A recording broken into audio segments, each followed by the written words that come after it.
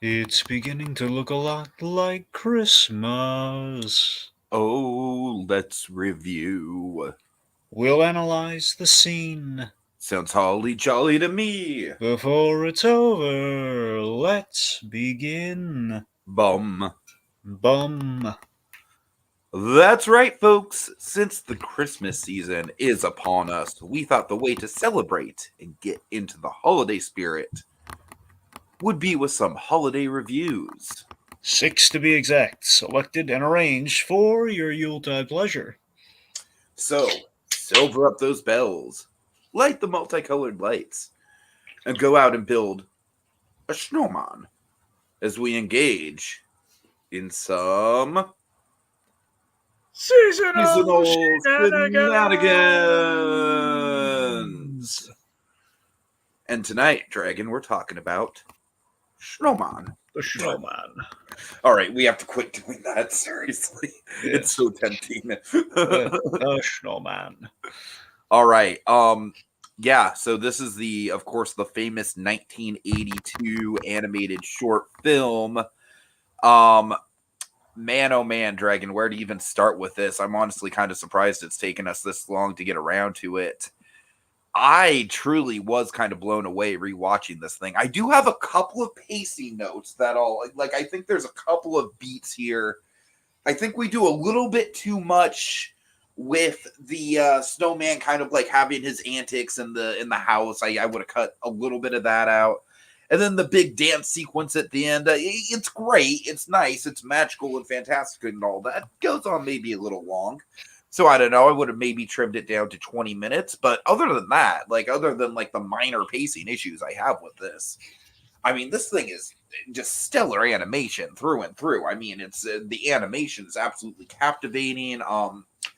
Dragon, my thesis for this is actually pretty simple. I really think that this short kind of gets across the wistfulness and melancholy and nostalgia that comes from looking at Christmases past that the Polar Express was kind of trying to get at. I'm not saying the Polar Express failed, but I'm saying this feels like kind of like the blue meth version of the kind of melancholy that the Polar Express was sort of trying to put on display here. So, yeah, I mean, suffice to say, I love this thing. I mean, I think this has been a pretty strong lineup as far as seasonal shenanigans go, but the Fantasia lover in me and just that song, I don't know, there's not a lot to nitpick with this, Dragon. I think this is probably the best thing we're covering this year.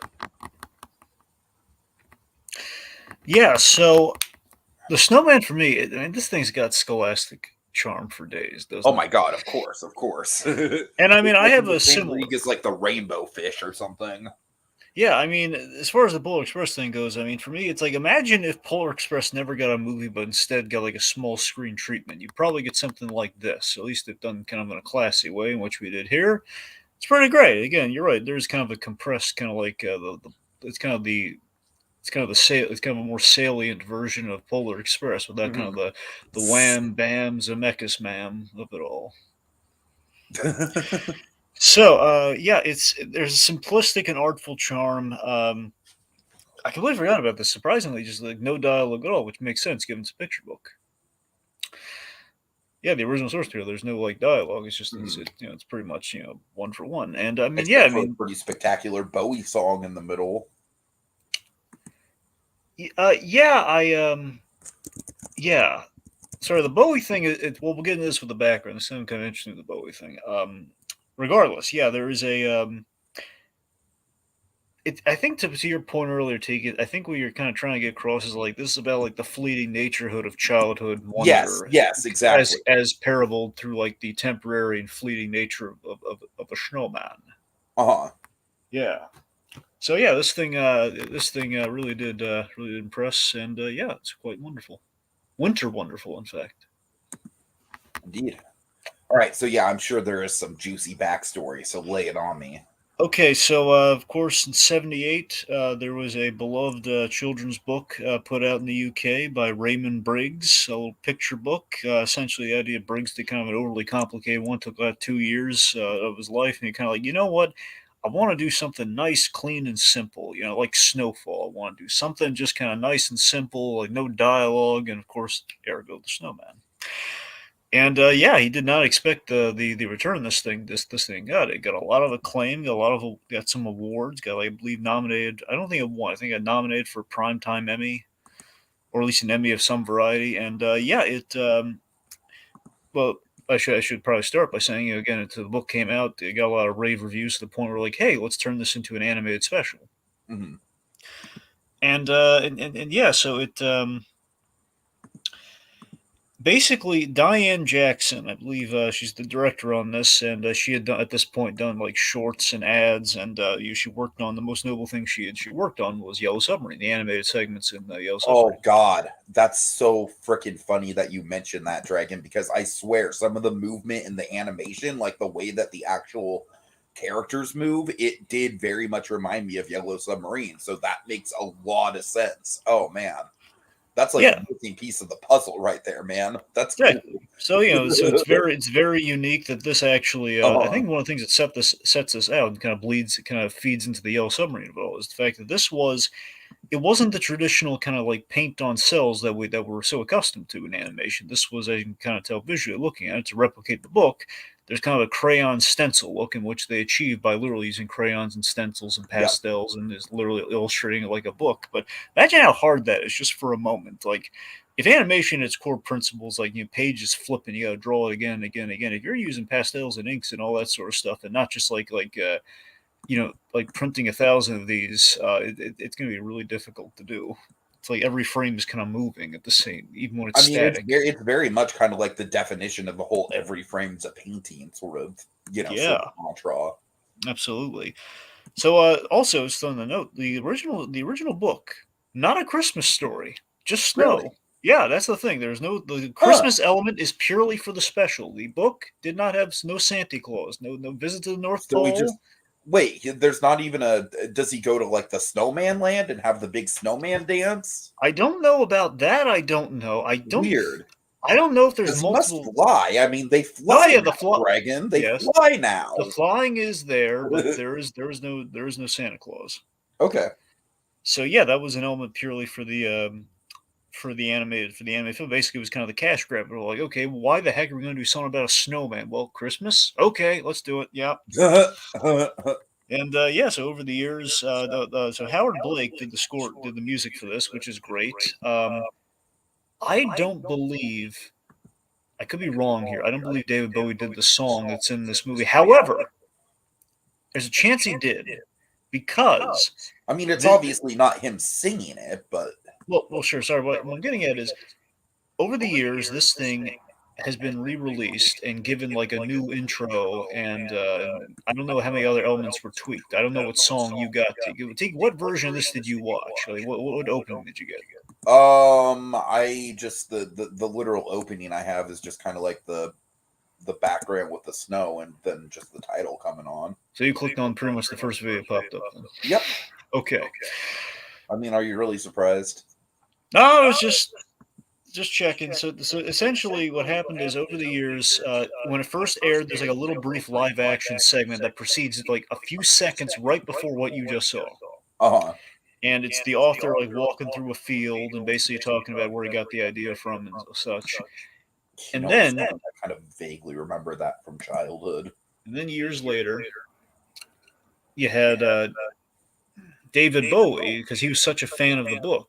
He basically did this opening where he played the boy growing up, going through the attic and pulling out the scarf and saying, Oh, "Oh, I remember really? getting this scarf." As you can watch that, there's a version of that. Basically, this whole special I with that opening. definitely don't remember the Bowie thing. I vaguely remember the author thing. So I forgot that there were two openings to this because I remember the Bowie thing, and I forgot about the original author thing. So yeah, there are a few openings. I don't know if they're any further beyond those two, but yeah, you can find both of those on YouTube as well as the shortened version that you watched and I rewatched. Uh-huh. Anyway, so last thing to Tiki, are you plugged in? What do you mean? Headphones? Yeah, headphones. Yeah, I got headphones. It's getting a little bit of an echo right now. It's kind of Well, let me know if it persists. I'll try and do something about that. all right. Well, it's persisting. So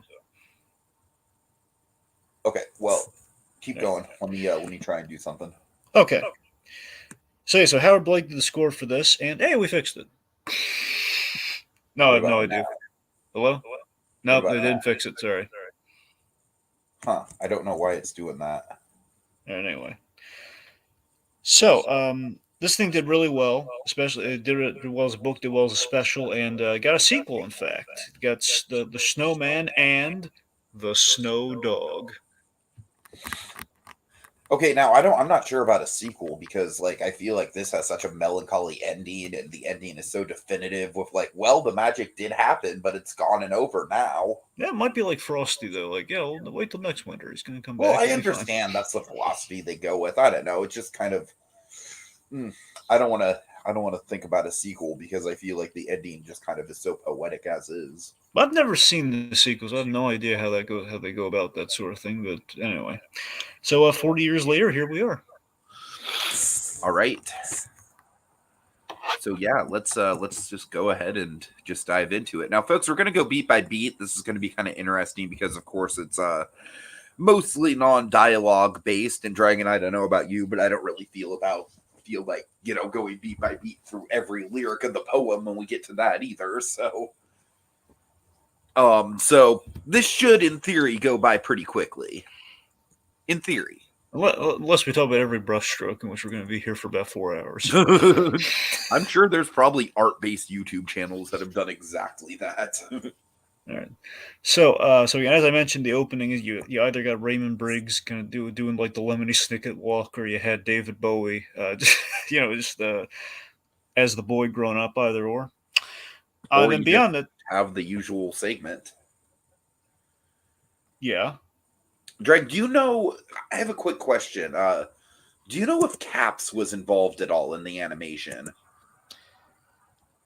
Well, I mean, I don't know how exclusive Caps was to the Disney company, because obviously The Pixar had only their reason I version. ask is that some of the landscape shots and the flying scenes feel very Caps like. It And feels it would be almost a very rotoscope. early version of Caps, of course, given the timeline. It feels almost rotoscoped in a sense, doesn't It it? could be rotoscope. That probably is what it is. That's a good call. Now I don't know if that's even what they did. I'm just saying because it looks so much. It's so close to rotoscoping. I just can't Uh-huh. place it. But I I mean, mean, how? in a way, the whole film kind of has a rotoscope vibe to it, so I really wouldn't be surprised if there was a lot of rotoscoping involved. And that's the thing. It feels to me. It feels like I don't. I just think they looked at the book and they adapted it in such. I don't know. It feels like it's like they took the book and then they kind of explode. It kind of exploded the visuals through motion. Mm-hmm. And I think that's the trick to it. But again, I don't know if rotoscoping was involved for it. Maybe that's the trick. Maybe that's how they kind of made it look so lifelike. Got these amazing angles. I don't know. Sure. But again, it's kind of your Yellow Submarine animator at play, perhaps. I don't know. Well, we'll get into the Yellow Submarine thing because with Yellow Submarine, it's less so the backgrounds and more so the actual like animation of the character, like the movements that kind of remind me of Yellow Submarine. But we'll get there. Sure. Okay, so we have snowfall on Christmas Eve. At least, yeah, I believe like the day of Christmas Eve. Uh-huh. As a little James, who again in the book unnamed in the special because of the Christmas angle, we see we see the name on the present. So little James here. But I like that James is like a generic enough name that it's pretty much just Hero Boy. You know what I mean? Hero boy. I swear to God, I actually like the protagonist thing from from Tenet, but I really don't like Hero Boy from Polar Express. I don't know. Wait, they did not. Well, they didn't call him Hero Boy in the thing. No, just the but that's supplemental. literally what he's credited as, though. Wait, did they credit him as that in the movie during the credits? I'm pretty sure in the movie, in the credits, yes, Hero Boy and Hero Girl, yes. Because I remember, well, even then, I think the bonus feature's like the boy. I don't even think it said Hero Boy. That's crazy. Anyway, so we're not talking about John Dave Washington. We're talking about this kid. Again, I'm one of the few people that actually likes the protagonist angle in that movie. All right. Anyway. So point being the kid, James awakens to snowfall, and like all of us, he's so darn eager. And we have that pullback shot. How amazing is that pullback shot? Where he looks out the window and it exploded. Well, I mean, this whole short's like filled with a bunch of those type of shots. But yeah, you're right. It's great. Which again just feels like the style of the book, but then just kind of like just we have these money shots of animation applied to it. Like, what can we do with motion? How do we separate this from the book? How do you give people like a full experience? Like, I watched the animated thing versus like it's the book, but like a part of me was worried it was gonna be like it's been so long since I've seen this thing. I thought, is it gonna be one of those things where it's just barely animated? It's just gonna be like the pages on screen and someone's reading No, it or something. But no, no, thank definitely yeah, not. that's a thing. This short is like chock full of like really intimate small details that I think kind of make it, and I'm gonna point out some of my favorites as we go along. One of them is the whole thing with his mother kind of like getting the hat on him, and then he runs away, and the hat just instantly Mm-hmm. flies off. And I love how the short never lingers on any details like this. It just kind of like lets them sit, just lets them be part of the flow of the story. Yeah.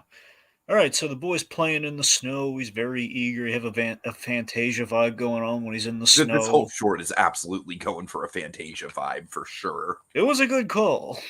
I mean, especially in the way that the instruments like raise up in volume and get more dramatic as dramatic parts happen.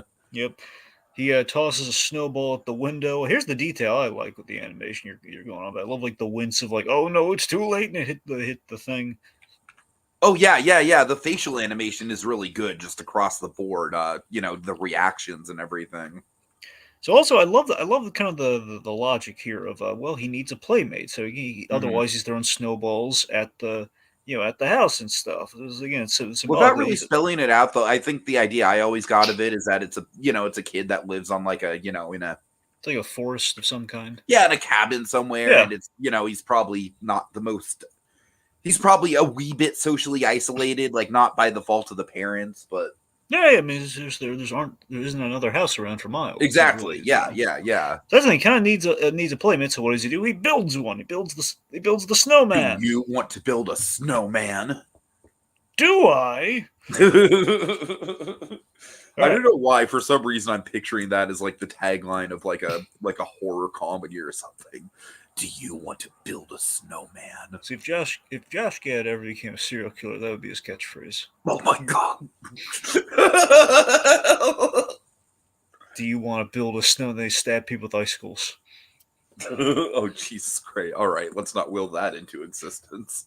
All right. So then we very realistically build a snowman. This is delightful. I love the fact that this kid like builds like a hill and he uses like a shovel to do it, and then he places the head on top, and then he breaks. I like Very that. rarely do you see the hill. It's always just like the three circles. You know what I mean? Yeah, I mean, it's also the thing about this is that we do the same thing here we do with Frosty, where it's a sense of it's a two level snowman, Uh huh. where it's like the only two snowmen in existence that violate that inalienable snowman law. Of like it's a 3-layer thing. Right, right. Whereas I like gotta say, I think the two layers, like it both looks more practical, and I honestly think it makes it a little bit more expressive because you don't really have to worry about animating all three of them together.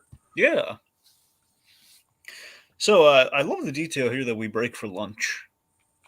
Yeah. He doesn't just build them all in one go. It's like he's building them for lunch. Again, like I said, that's certainly like one of the small intimate little moments. Of course, with the picture book with the picture book thing in mind, it's very well framed because we have the kid eating the lunch, and in the foreground, in the background, incomplete snowman. That like any kid would be driving crazy. Like I want to build that snowman. I want to finish that snowman. Right, and I love how the kid looking out at the snowman through the house becomes kind of like a running motif as the thing goes on. And the mother helps him. She puts on the hat and she hands him the hat and the scarf, which he puts on. And of course, this is a great little detail too. I caught this on the rewatch, especially just like seeing how clever this was. Of course, he has coal for the eyes and the buttons, and a little fruit for the nose. But the detail that gets me is that his hands are dirty from the coal. So when he draws, that's why there's a black line for the smile. It Uh-huh. wasn't just like him carving like a little like smile like some people do, but it was like no, that's why it was like a little Yeah. No, marking. that makes sense. That makes sense. That's Yeah. darn clever, man. I like Uh-huh. that. Makes sense. All right. All right. So honestly, Dragon, I got to tell you, these scenes of him like peering out at the snowman like through the house, they are incredibly charming, but I can totally see someone like re-editing these scenes into a horror movie. Oh, of course you can. It's easy to make a snowman terrifying because you willed it into existence. Right, exactly. Like you've seen Del Toro's Pinocchio by now, right? Yes. Okay, like I could imagine some total like willed into existence body horror going on with a snowman. I mean, think about it. You could very easily, just with like, if you turned it just slightly to the right in terms of the tone, Uh-huh. turn it slightly to the right. Like, look at how like the kids bringing the snowman into the house later, and of course, like how intimate it goes from there. Like, like it's in the parents' bedroom. I mean, it's a horror movie right there. Oh yeah, absolutely. All right, Like so this, Dragon, I yeah, have one question that's bothered me since childhood. yeah. What the hell is the father doing? Is he literally like toasting toast on an open flame or what? Yeah. I mean, unless it's somehow like, Have you ever heard of anyone doing that, Dragon? well, he's roasting stuff on the fire. But again, Ever remember, since I was a little kid, it's bothered me. I just like marshmallows I get, but toast? well, They actually have a toaster for that. well, two things. One might be a UK thing from the olden days, Okay, that's true. That's like in true. the 70s. I don't know if this in the Uh-huh. 70s did if the English did something like that. But secondly, I wonder if there's a chance it could be like a gingerbread thing. Like, could it be like a loaf of gingerbread? Ooh, Like, is that okay. possible? Does Possibly, gingerbread even work possibly. like that? At least in the old, like in the 70s, do you think gingerbread might have worked that way? Like, could you make like a loaf Well, of I mean, if you gingerbread? think about it, like gingerbread had to have come from something, like gingerbread men didn't just get willed into existence. I'm sure there were gingerbread loaves back That's in what I'm the saying. day. With the name gingerbread, you'd think, Yeah, okay, at yeah, some point right. we tried it as it may have originated as loaves of bread, which then got kind of turned into cookie. Hmm. Anyway, so yeah, so the father's like roasting things by the fire, which again, I like the little setup gags here, where it's like, yeah, okay, so we set up like this fire that is in place, which is going to be a problem later on. Also, the tree, and of course, we're going to look. We're introducing the tree for the first time. It's Christmas Eve, and he's off to bed, and he keeps I love how checking that window. I love the cheeky little smile he gives the mother when the mother catches him like looking out at the You're looking at snowman that from the snowman bathroom. again, aren't you, kid? Oh He's like, shucks. "Yeah, I am." Like little Richie Cunningham, like, oh, like little. Well, sorry, a little Oh more my Opie god, than. the kid does kind of look like Richie Cunningham. That's a good But more call. like Opie. I was thinking, I keep, OP too, OP yeah. too, yeah, for I'm saying sure. with the age, probably more Opie, but I mean, my go-to every time I think of young Ron Howard, I'm always thinking of Richie Cunningham. So I mean, just generally speaking, young Ron Howard. He has a very yeah, young Ron Howard vibe to exactly. him. Okay, so kid goes to bed, and then stroke of midnight, Tiki, something happens. Yep, and again, it could totally be framed as a horror movie with the right music. Yeah, the snowman turns into Michael Keaton. I mean, I gotta tell you, Dragon, even watching this now as an adult, the sequence is a little disquieting. I don't know. What do you think? I mean, I think later on it's a little more disquieting when the snowman's in the parents' bedroom, but That's true. That's true. that I to me do is more love the disquieting. surprised like close up we get of the kid. The kind of like mouth wide open sort of look. Yeah, like say what? Right, right, right. Yeah. So Snowman comes to life, and he's quite a friendly fellow. He's a big. Here's the thing that kind of kills me about the Snowman rewatching. All the UK charm is kind of like is kind of brought to the surface. This You can this totally Snowman. feel the UK charm without the British accents Yeah, for sure. exactly. This For this sure. Snowman's a proper English gentleman. Like he takes off his hat when he think about it. He takes off his hat when he enters the house. Uh-huh. Uh-huh. And he tips the hat and he removes it when he enters, and he freaks the cat out. Yep. So there's your horror movie stuff starting to come in there. He's like, "Oh, here the kitty," and of course, like the cat's freaking out. He almost knocks over the very humble Christmas tree. Great animation on that, by the way. Uh-huh. Of course, they catch the tree and let the lights come on. He takes in the sight of the tree and little reflections in the Christmas bulbs, and then he sits his partner down there on the chair and turns the And TV he on. starts to get brainwashed by the TV. Oddly, nothing on the TV, but I guess that's Seriously, kind I of know that whole animation bit is always again, it's like the toast. It's not quite as like inexplicable as the toast, but like the whole bit where like there's nothing actually on the TV, and yet the thing they do with his eyes where it looks like he's like super fixated on it's weird. It's a weird little animation part of me piece. would love it to be like he's watching Frosty the Snowman, but for Oh my various reasons, god. because it would have been around at that time. It would have, yeah, yeah. you know. Anyway, so Snowman's watching some TV, and then he's starting to feel a little faint, a little overheated. And we review, of course, it's the coals in the fire. It's heating up the room. He ain't feeling so good. So we get him out of that room. We take him to the But I like how kitchen. they don't make it like a life and death thing though. Oh no, I like how the kid is just like, oh, okay, you know what? That's bothering you. Let's go somewhere else. No yeah, problem. yeah. Plus, worst case, like, let's take a step outside. They're Right, fine. right. So yeah, they go to the kitchen, and in the kitchen we have like a lot of great gags here. So we have like the running water and like the steam coming out of the running. That was intimidating, I gotta say. Like I don't know. I got to admit, I'm not crazy about the fruits. Really? Oh, come on! The fruit gag was cute. Oh, let me tell you what I love though, and probably my favorite intimate beat in the entire thing. Yeah. I love him seeing the little miniature snowman. The cake topper. You like the Yeah, little the cake snowman topper. cake topper? Yeah. Dragon. Oh my god, I can't even express. Like it's so adorable. Now my headcanon is that cake topper inspired how the snowman should look. So the kid was building the cake topper. Like he just kind of takes like the quick beat of looking at it, like, oh, it's me. How charming. Yeah, it was delightful. So yeah, so there's that, and then of course he goes to the fruit bowl, which has like a whole bunch of noses, which I thought was a cute gag. Given like we have the thing about Tiki, so rarely do we have a snowman that has like a fruit for a nose.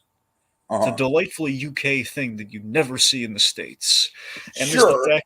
I just think it's a little bit like the banana is a little much. God, what do you mean a little? It's a snowman. It's like we've seen. Do I have to say it, Dragon? Do I have to say it? Are you really? Come on. You're really going there with that? It's a little phallic. It's a big nose. Oh, God. It's like a Groucho nose, but it's fruit. I'm just saying. Anyway. A banana has connotations. Fine. Anyway, then here's like a grape or a berry, and then he has like the pineapple. The pineapple's fun. Oh, sure, the pineapple's fun, yeah. Yeah, the pineapple's fun because it doesn't have a fucking phallic shape to it, Dragon. So what? So's the carrot. Oh my god. No, the carrot's pointed at the end. Oh, sure. Anyway. I saw the Little Mermaid VHS cover too many times as a kid, damn it. You are a sad, strange little man. Yeah, I am. Yeah, pity. Okay. So, anyways, after the fruit gag. Yes. So after the fruit, I believe we go upstairs. And my whole thing is just why. Oh, wait, I'm sorry, real quick, before upstairs. Sure. This is a door. I love this gag. He opens the little fridge as if he's warming by the fire. Okay, yes, I really love the detail. And they do this twice, the fridge and then like the ice cooler thing. Yeah. Where it's like the glow of the lights of the fridge is like a fire to him. I know. That's so cool, and I've never seen that done in any other kind of snowman depiction. It's a great idea. Totally. All right, so after he kind of cools off by the not fire, he goes upstairs, and then they let's see. Dragon, just why? Just why? Why are we doing this? This is the one scene I would absolutely cut. It's a weird scene. I mean, that honestly, the teeth thing is just really unsanitary and bothers me. Okay, so Tiki, here's the thing: false teeth really get under my skin ordinarily when you do gags with false teeth, unless it's like really, really like cartoony and like just very cartoony. Right. Now, this, however, is kind of like initially I was repulsed, but then I realized something. Well, it's a snowman, so it's just ice and water, so it's really not that bad, actually. Okay, yeah, you're right, but still. I mean, it's not unsanitary because he's a snowman, Tiki. He's just cold. Dragon, I understand the logic. It just doesn't mean I want to be looking at him, though. Look, it's not pretty, okay? It's not pretty.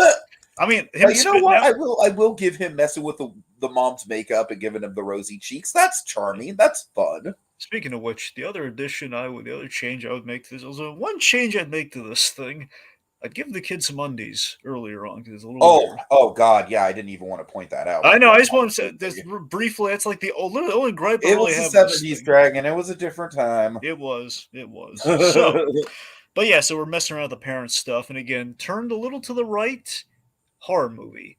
Mom and Dad are sleeping. The snowman. Oh, look! Let me put my hands over their mouths and watch what happens. I've killed them with snow. But yeah, so he puts on the father's pants and the suspenders and a plain little dress up and the makeup and the glasses. The dress up goes a little bit long. If I'm being honest, I'd also kind of cut out that bit. I mean, not as long as like the big dance party later on. No, it doesn't. But I'm just saying, like at this point, Dragon, I'm kind of like waiting to get to the big flying scene. Gotcha. The sneeze gag's pretty good. There's the fact like they managed to take everything off and put everything back right before the sneeze. I like my favorite part of the sneeze gag is just how they use the orchestra in that moment. Yeah, I know it's great. Like we have like the tension of sound, but we can't make a sound. We can only Totally. Yeah. That to me is probably the most Fantasia-esque like moment in the whole thing. I think. This is gonna sound like a dumb point, but I like that the snowman registers to me as a quiet, as a big, gentle, quiet fellow. Totally. Where again, obviously, no one speaks, and this was the fact that I get a sense that he really doesn't speak. Whereas Pinocchio, on the other hand, is not quiet. Well, yeah, because he has to talk in that story. That's. I don't think it's. I've got some issues with that voice. I don't think that's a one-for-one comparison for these purposes. No, you're right. Anyway, I just have issues with that voice, and I want to express them. Well, wait until like little, like till memoirs, man. All right. Okay, so, so they dance. They go to the kids' room. They dance to like a little music box, and then then the snowman delight really with the animation. He's like he's kind of trips on a roller skate, but he does not fall. To quote Polar Express, and I did not fall. He's just on the roller skate going around. You have like he's bumping into the toys, like knocking over the soldiers, and then the British soldiers. Yep. And then the train set looks rather nice. So this, I believe, this gives the snowman an idea. He's peering out the window and he sees something under a tarp, and guess what it is? It's a motorcycle. In the book, car. Really? Huh. If I recall, and I could be wrong here, I think it's that they're playing make believe in the parents' car. Okay, but they didn't feel the that motorcycle works a lot better. That's the thing; it didn't feel as cinematic, so they went with the motorcycle. Right, yeah. So impressive little sequence. It gets animated here. We see some great motion at play. Again, admittedly, maybe again. Here's the thing: there are sequences in this, like the scenes we just talked about with the with the parents' bedroom, and later on with the dancing, and I would say a little bit with the motorcycle. And the reason these sequences go on a little long is that they're in kind of a bind here. They have to fill 26 minutes, in which this is not a 26-minute story. Do they have to? Was that the quota back then? Because yeah. I honestly think this thing would work perfectly in 22 minutes. No, I think you're right, but I think back in the day it was 25 minutes. That was the quota back then, yeah. With the opening, probably 26 minutes. Hence the point being with the opening, the credits. The point being 25 minutes. The 24 to 25 minute zone is what the standard was, and then it got to 22, and that's where we're at now. Now usually it's like 40, but you get the idea. Someone should make like a 22-minute TV cut edit of this. Of all the different versions, I mean, it's not out of the wrong possibility. I know, right?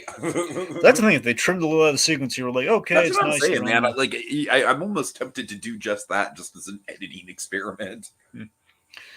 So we have the motorcycle sequence, like we're driving through the trees and everything. The wildlife, the foxes and the birds and the horses, they came out pretty well. Yeah, they absolutely do, and I think it's just kind of like a little palette tease for what's to come with the flight, because the flight really goes like all out with the animal animation. Then we have like a weird, interestingly accurate detail where the snowman's thighs are burning from all that writing. Right. So we give him a little healing freezer bath, a little kind of little little Lazarus Pit Rachel Ghoul all the freezer, if you will. He kind of heals up. We put him in a little freezer. He gets putting the frozen peas on his head, and then he sees the fish sticks. And the fish sticks give him an idea. Oh my god! The fish sticks have like a little pole, kind of a little North Pole looking kind of like design on them, which gives them the idea. Hey, I didn't tell you this. I can fly. Let's go North Pole. You kind of could have led with that, Snowman. You got to admit, it's random, but it's delightful. It's charming. Oh, I love it. I absolutely love it. I mean, it's like, I don't know. Like, I can't. Dragon, here's the thing, okay? If you really wanted to do the cinema sins bullshit with this and ding every little plot hole or every little thing that doesn't make sense, you absolutely could. But like that's not the point. That's not the point of this. The point of this specifically lies in the ambiguity of it. It lies in the fleeting moments and and the magic without explanation. It was also a twofer. It's a twofer in that one, again, there is the question of how much of this is a dream until we get the answer we get later. I mean, I think even with the ending, I think they leave it a little bit ambiguous. Maybe. And then the other thing. Again, it's kind of like one of those kind of kid logic things where it's like, Snowman can't fly. Who said? It's like, well, who says snowmen can fly? I mean, we don't. I mean, there's snowmen. We've never seen them come to life before. With the only other living snowman we have are these very odd count 'em on one hand examples. Okay, Right. and the only reason they don't fly is because Frosty didn't fly. So that's the thing. That's our American thinking. The English, their snowmen fly. Damn So maybe straight. maybe it's a regional thing. Maybe the English snowmen fly, and it's the American ones. I'd like to think so. That'd be cool. Yeah, the It's American ones just do part of not their fly. snowman mythos. Yeah, that's how it works. I think we're reaching a little too into that, but Well, so is this guy flying around everywhere. So, yes, okay. So they're flying to North Pole, and on the way, they the snowmen take. This is so wonderful. The idea that all the other snowmen that the kids have built also take flight and join them in the sky. That's great. Absolutely. So, I mean, I'm gonna be honest with you, Dragon. I almost kind of think the whole idea with the snowman and the snowman kind of representing childhood imagination and everything. Little Bill Joyce-esque, eh? What? Little William Joyce-esque. But what do you think? Like, do you think we even really need the North Pole in this? Well, that's a thing. I mean, I don't. No, I don't think we need it basically because we. But then again, we don't. Probably just a mandate for the Christmas side of things, right? Yeah. No, for sure. Yes. I mean, there is one really nice. It's kind of one of those sort of fleeting moments that we keep talking about that happens with Santa that I am a fan of.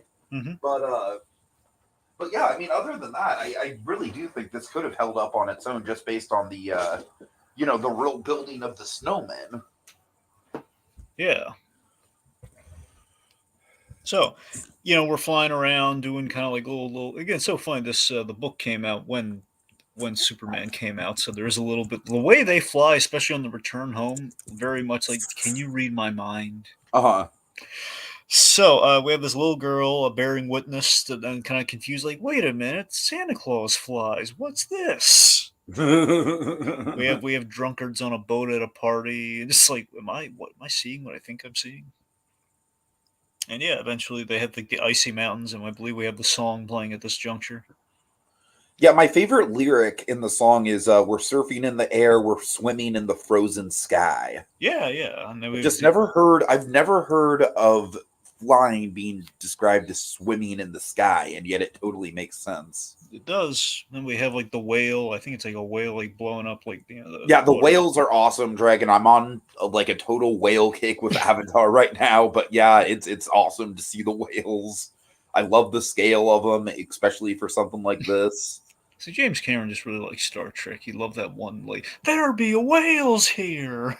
Oh my god, James Cameron probably does love that Star Trek movie. Anyway, so we have the Aurora Borealis, which looks great in this style. All right. So anyways, then we Santa Claus enters the fray here. So again, we have the Santa Claus and Christmas purely for the special itself, and oddly we have Santa Claus in an apron. But then again, there is a party with food, so I guess he cooked it all. So there's two beats I want to have on Santa. Obviously, he doesn't really factor in that much, but one, I like that they don't make too big of a deal out of his presence. Yeah, he's just there. Yeah, and two, I really do like the beat of him showing the boy the reindeer. There's something about that feels very kind of like a forgotten childhood memory from a dream. You know what I mean? So in the book, there was a feast. There was there was a feast or a lunch. I don't know if it was with all the snowmen, but at the very least between the boy and the snowman. So probably that kitchen scene, but I have to see it to know for sure. Really quick, the scene, the moment where Santa hugs the boy and then kind of pats his head. Yeah. I swear to God, Dragon, this is I can't really. It's hard for me to elaborate on it, but the movement of that big hand is the most Yellow Submarine thing in this whole. I know it's a super obscure thing, but I don't know, just the big hand moving like that. It's weird, but it really sticks out to me as oh, okay, that no wonder that's animated by the Yellow Submarine people. Yeah. Let's see.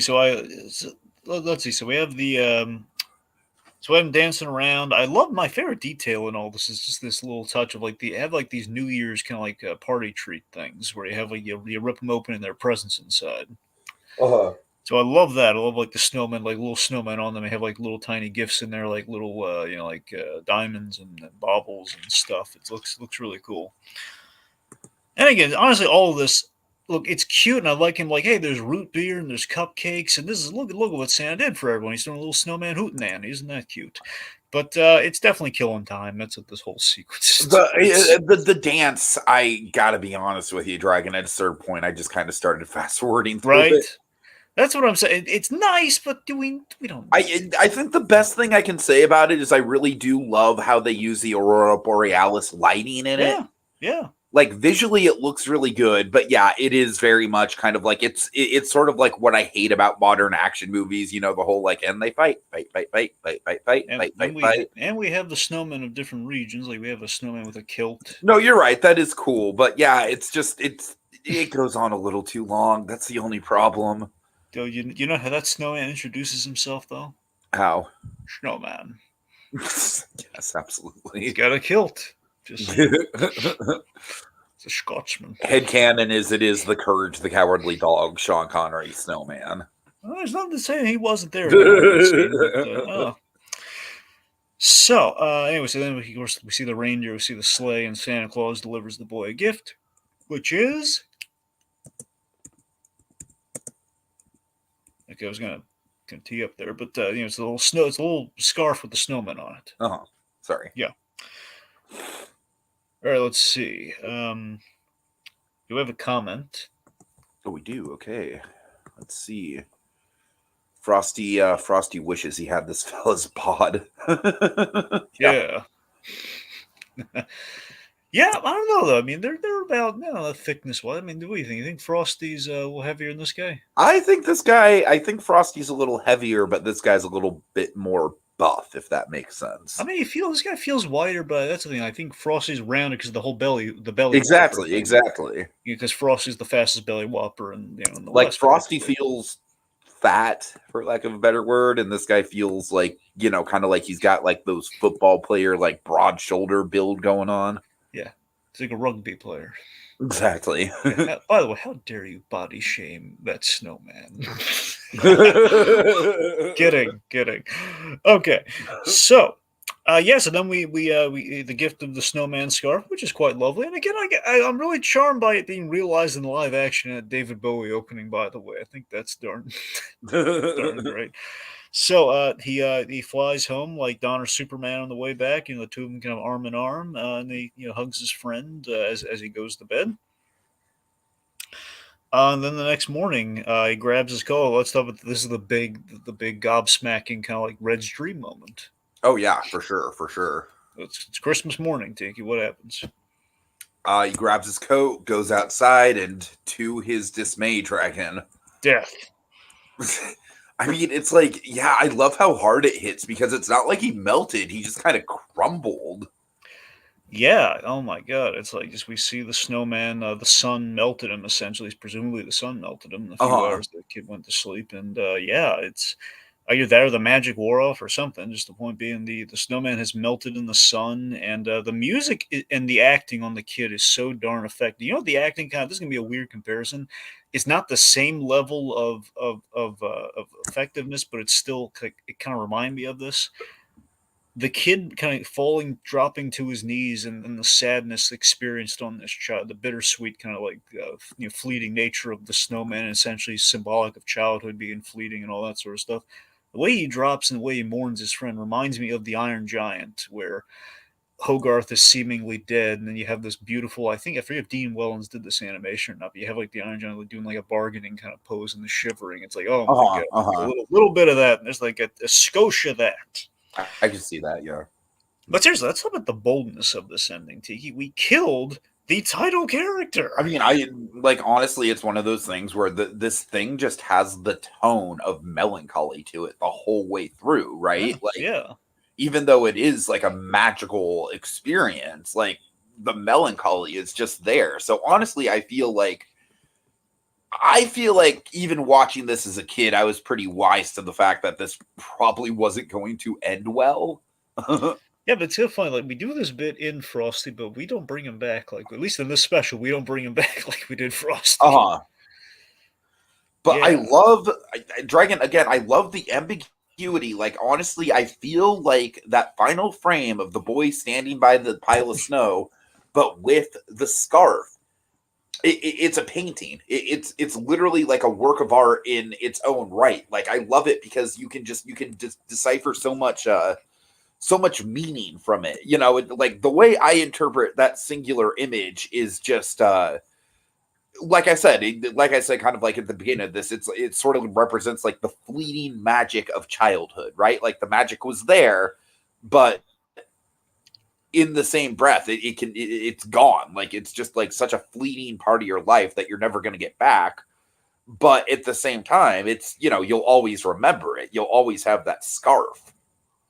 yeah. I think that's a good read on it. But the other thing I take away from it is probably like a literal kind of thing where it's that the scarf is proof that the magic happened, but it doesn't change the reality. Where it's like that Totally, happened totally, and you yeah, did that. And like there's a Santa Claus and everything. Isn't that great? But there is no undo button. It's like your friend. He had this magical night with him. You willed this character and with kind of like all the love and the childhood whimsy and everything, and well, it goes away. Again, it's uh-huh. kind of it's a preparation for loss for kids, and it's Absolutely, sobering. And absolutely. That's kind of what I only feel like this whole thing is an exercise in. see, the UK is all about the hard living kids. Oh, you should see the UK's public service announcements. Jesus I Christ. know. Yeah, yeah. Seriously. That's the thing. We're like, yeah, it's not gonna end well. It's you don't look what both ways were crossing the street. Goner, you know. So Koski here has got a number of comments. Okay, let's see. So to be fair, this guy doesn't have a famous Christmas novelty song. Well, he has a very melancholy song though. Yep. A living snowman's life is a sad man. As soon as it stops being cold, they're dead. Olaf is one lucky bastard. He gets to live. Yeah. Koski asked, "What do you think of the sequel?" We brought this up at the start, Koski. I'd never heard of the sequel, Dragon. I don't think you've seen it, I right? have not seen it. No. So I But don't I know got to how be it. honest with you, Koski. I think that like kind of what I just laid out about how I feel about the ending and how the ending is almost like a work of art just in its own right, just in that singular image that it leaves you with and all the connotations of it. Honestly, I don't want to see the sequel. Like just dead up. Like I want to leave. I want to have this thing leave me with that melancholy note. So that's kind of how I feel about it. Yep. All right. Final thoughts?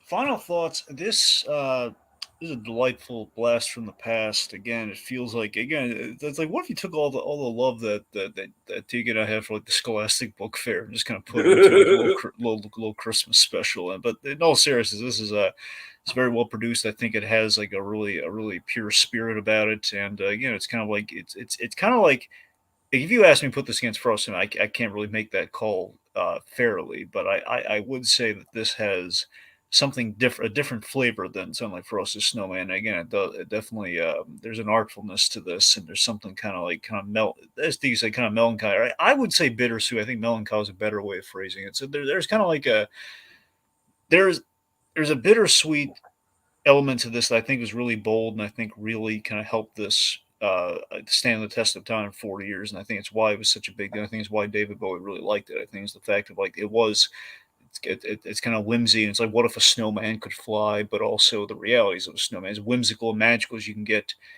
it's only temporary. Mhm. Good stuff.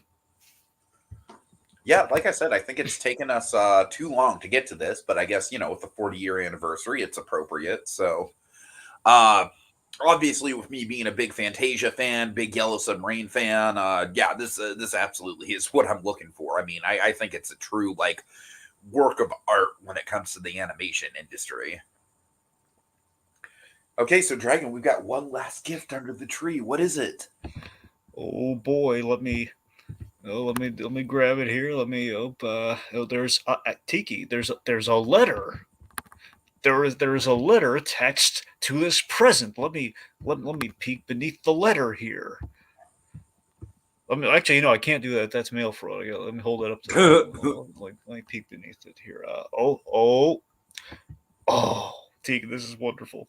What? It's Saul Goodman's favorite Christmas movie. Oh God.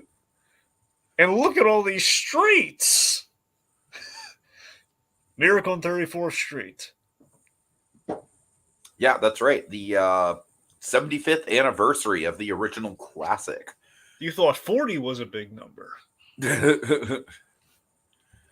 All right. Koski says Disney doesn't have the balls to do a third Fantasia movie. Well, Koski, you know who had the balls to do not only a third, but a fourth Fantasia movie, at least as pitches? These guys right here.